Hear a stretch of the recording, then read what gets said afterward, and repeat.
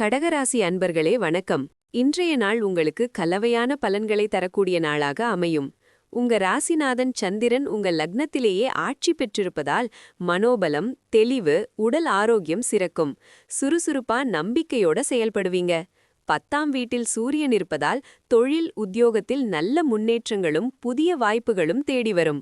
11ஆம் வீட்டில் சுக்கிரன் இருப்பதால் பணவரவு சிறப்பாக இருக்கும். திடீர் லாபங்கள் கிடைக்க வாய்ப்புள்ளது. சமூகத்தில் உங்கள் செல்வாக்கு உயரும். நண்பர்கள் மூலம் நல்ல உதவிகள் கிடைக்கும். ஆனா 9ஆம் வீட்டில் செவ்வாய், புதன், சனி சேர்ந்திருப்பதால் தந்தையுடனான உறவில் சிறு மனஸ்தாபங்கள் வரலாம் அல்லது அவரது ஆரோக்கியத்தில் கவனம் தேவை. தூர பயணங்களில் தடங்கல்கள், எதிர்பாராத செலவுகள் ஏற்படலாம். 12ஆம் வீட்டில் குரு இருப்பதால் செலவுகள் அதிகரிக்க வாய்ப்புள்ளது. 8ஆம் வீட்டில் ராகு இருப்பதால் திடீர் திருப்பங்கள், உடல் நலனில் சிறு தொந்தரவுகள் வரக்கூடும். 2ஆம் வீட்டில் கேது இருப்பதால் குடும்பத்தில் கருத்து வேறுபாடுகள், பேச்சில் நிதானமின்மை தவிர்க்கவும்.